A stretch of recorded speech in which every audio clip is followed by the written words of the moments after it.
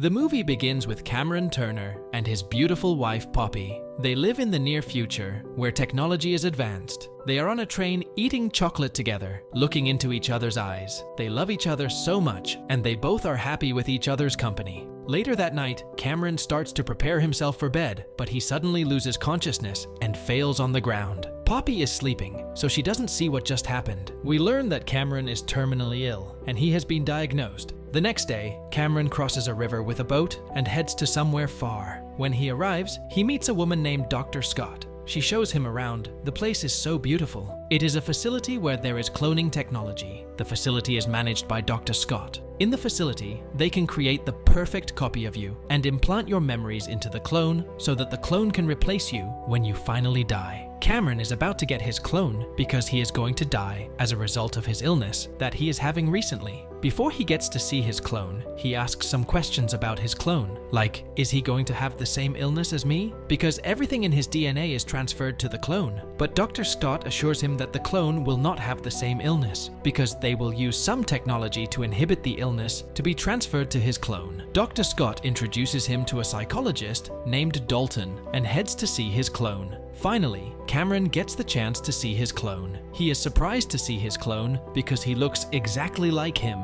But the clone mind is not active yet because Cameron hasn't made up his mind yet. Being very surprised, he slowly touches the clone's hand that exactly looks like him. Cameron tells the doctor that he can't do this and heads to his home and continues his normal life with his amazing wife and son. He is thinking a lot. He is having a hard time to tell his wife the truth about his illness or to just bring his clone without anyone knowing that he dies. Seeing his wife and son being happy, he doesn't want them to be sad because of losing him. In the next sequence of the movie, Dr. Scott comes to check up on him and to talk to him. She is trying to convince him and also shows him another clone lady named Kate. She is working as a clerk. He goes there and meets with the clone Kate and her daughter. He cannot tell the difference between a clone and a real person since they exactly look alike. The clone by herself doesn't know that she is a clone. He spends some time with the clone and heads to his home. Later, that night, his wife playing a piano comes to him and they have an amazing romantic time together. She then tells him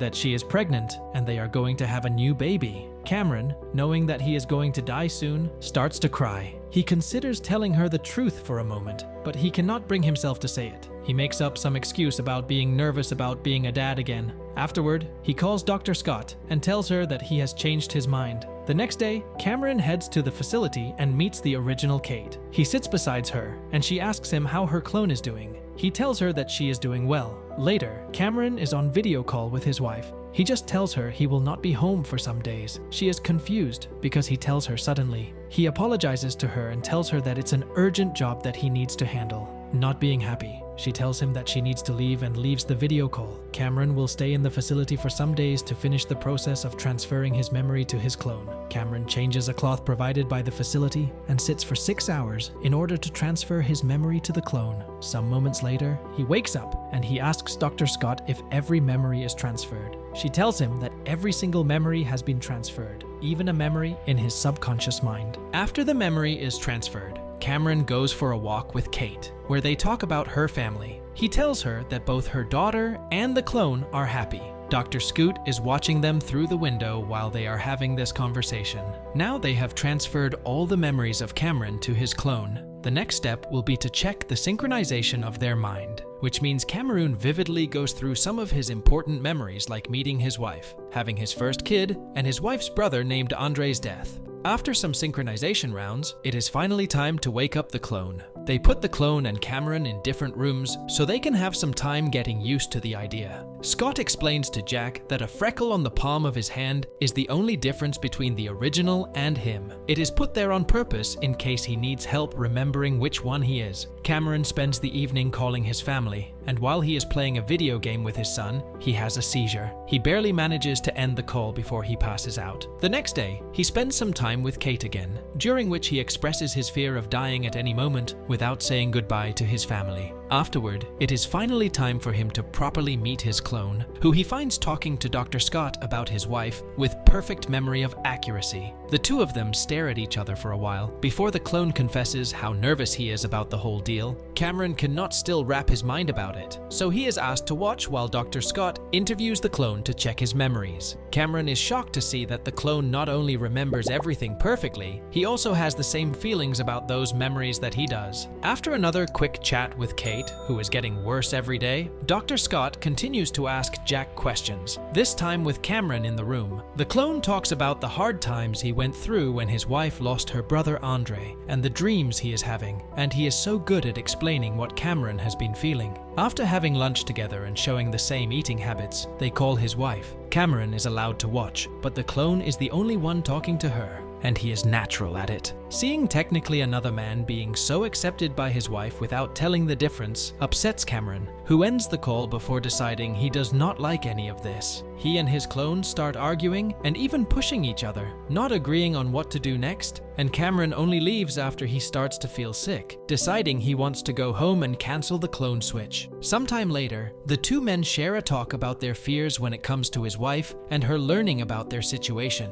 but it is not enough for Cameron to change his mind. Even if his health is not good at the moment, he wants to see his family. When the time comes for Cameron to leave, they put cameras on his contact lenses so the clone can look into his family life and learn about their lifestyles. However, Cameron does not even get to the door of his house. He begins having a seizure right in the middle of the street, even losing consciousness for a few seconds. Dr. Scott sends a car to pick him back to the facility, which Cameron does not want, but has no other choice to accept if he does not want to die in front of his family. Cameron falls unconscious again on the way back, and Dr. Scott puts him to bed with some strong medicine while telling Dalton to send the clone in the morning because he is ready. The clone is given all of Cameron's clothes and accessories. Dr. Scott tells him that he will have a 2-week trial with the family. If all goes well, then he will come back to have his memories of the cloning procedure removed. He will also have to wear contact lenses with cameras so they can monitor his progress. When Jack arrives at the house, everything goes extremely well. Cameron's wife and son cannot tell the difference and talk to him normally, and the memories work perfectly for him to be able to interact with them without any issues.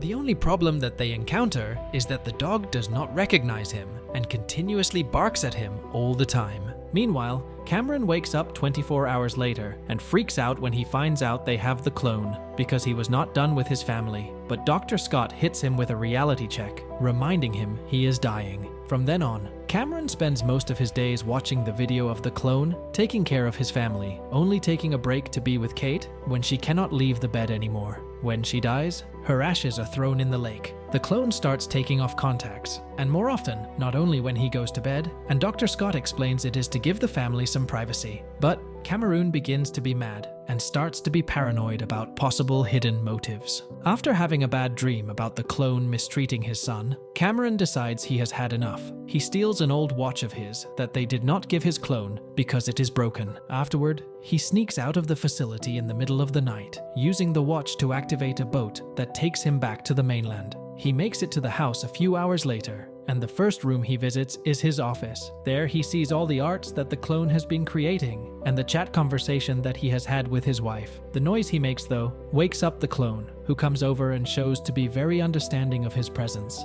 Feeling sympathy for him, he allows him to have one last night with his family, so the two of them exchange their clothes, scaring the dog when he sees them together. Cameron wakes his son and takes him to the kitchen, where he teaches him to eat edamame, his wife's favorite snack to have with beer. Cameron can't help crying while hugging his son, and after putting him back to bed, he goes to his wife's room to see her for one last time. She asks him why he is sad when she sees his sad face. He tells her he had a bad dream about their son and nothing more. She then hugs him tightly to comfort him. They both agree to call their new baby Andre after her brother. They hug each other so tightly. While his wife falls asleep, Cameron leaves the room and exchanges clothes with the clone again. Before he returns to the facility, he shakes the clone's hand and thanks him for everything. Cameron spends his time drawing and talking to new clients about the clone experience. 2 weeks later, Dr. Scoot tells him that the clone's memories of the facility have been deleted, and he is fully Cameron now, which the real Cameron is thankful for. Before he gets his memory fixed, the clone manages to leave one last video for Cameron as a gift. It is a video of his wife telling him how much she loves him.